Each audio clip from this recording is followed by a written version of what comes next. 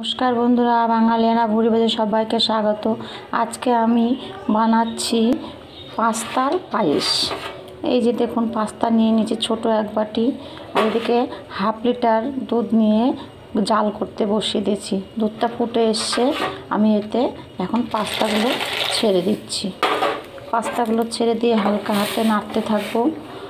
এর মধ্যে আমি একটা তেজপাতা ছিঁড়ে দিয়ে দিচ্ছি এবং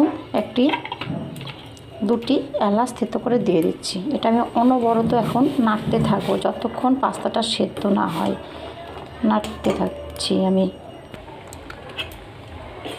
পাস্তাটা সেদ্ধ হয়ে এসেছে প্রায়। আমি এতে কিছু কিশমিশ এর মধ্যে দিয়ে দিচ্ছি।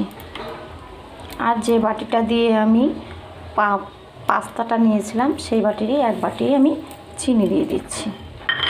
দিয়ে আবার অনবরত এইভাবে নাড়তে থাকবো।